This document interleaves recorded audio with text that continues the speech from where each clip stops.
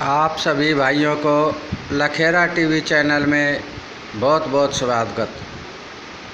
आप देख रहे हैं अपना लखेरा टीवी चैनल। मैं आज लखेरा टीवी चैनल के माध्यम से आप सभी पीएसीएल एजेंट भाइयों को बहुत ज़रूरी सूचना देने जा रहा हूँ। मित्रों, आप सभी को काफ़ी समय हो चुका है, लेकिन आप किसी भी लड़ाई में सफलता हासिल नहीं कर पा रहे। इसलिए मैं आज आपको एक जानकारी दे रहा हूं, और वो जानकारी बहुत ही महत्वपूर्ण है, जिसमें से मैं पहले आपको कुछ लोगों के नाम बताऊंगा जो 16/9/2020 को All India Crime Reform Organization में उपस्थित होंगे। यानी कि मंगलवार 16 तारीख 2020 को उन्होंने All India Crime Reform Organization में, जो आज से करीबन 6-8 महीने पहले या साल भर पहले जो कंप्लेंट दी थी, उस कंप्लेंट पर 16/9/2020 वार मंगलवार को उस पर चर्चा की जाएगी।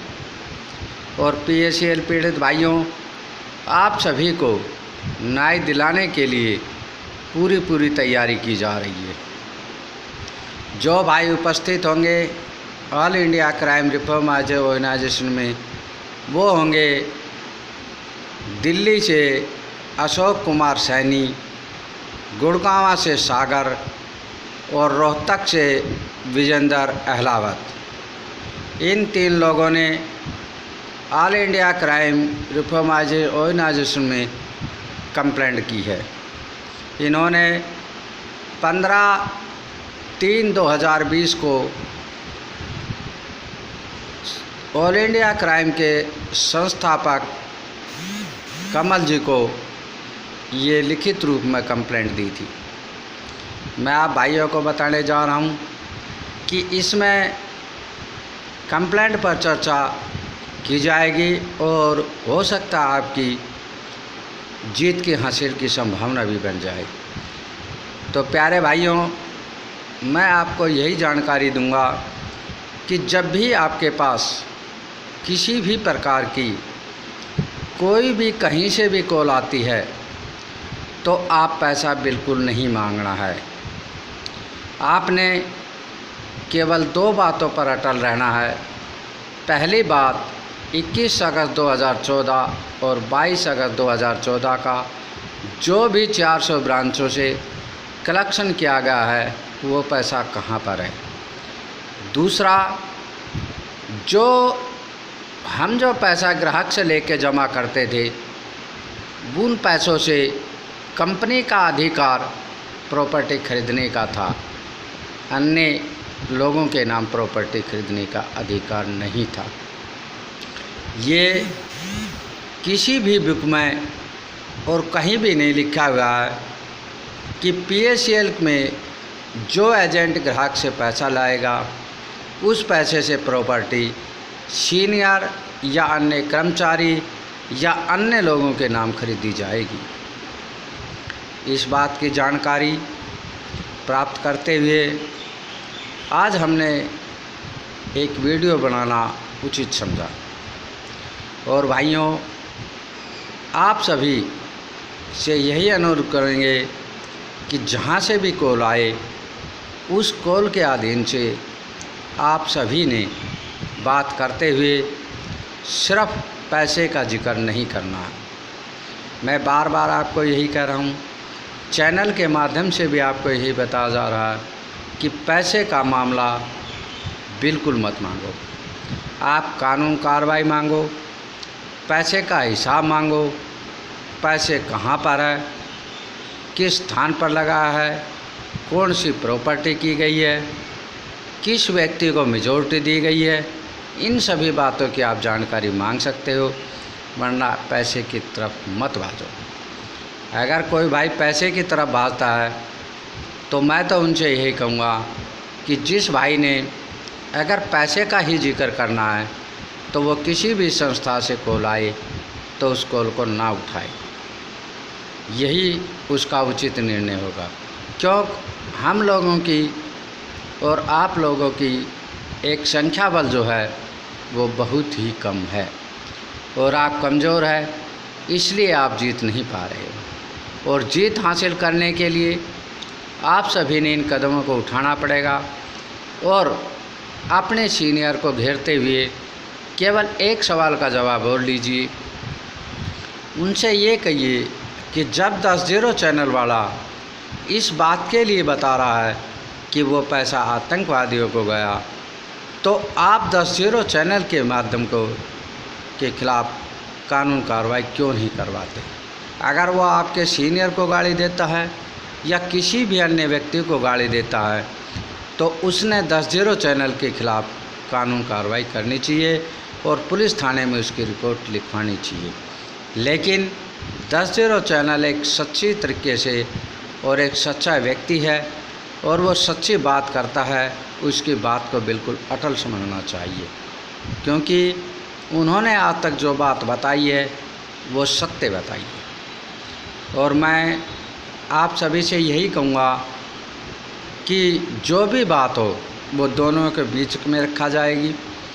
एक तो हम जब भी कंप्लेंट करेंगे किसी भी प्रकार के लिए कहीं जाएंगे तो हम अपने सीनियर, जो हमारा सीनियर नेगेटिव है, हमने उसको केवल 2 ही सवाल का जवाब करना है कि भैया या तो तू सच बता दे, अगर तू सच्चा है तो तू लिख कर दे दे, हम 10-0 चैनल वाले को झूठा मान जाएंगे। कुछ लोग कहते हैं, मुझे भी जानकारी मिली है कि कुछ लोग कहते हैं कि 10-0 चैनल तो केवल अपनी चैनल चलाना के लिए ही पैसा कमा रहा है।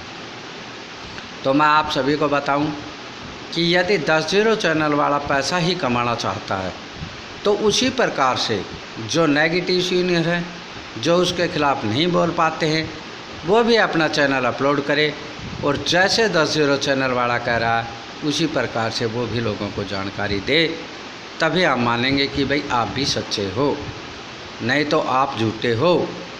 क्योंकि आपकी बात हम मानते हैं और सुनते हैं और चैनल की बात हम सुनते हैं और देखते हैं, तो जो चैनल से जो प्रमाण आता है वो हम अपने पास देखते हैं, तो प्यारे भाइयों वो हमारे पास सच्चा साबित मिलता है।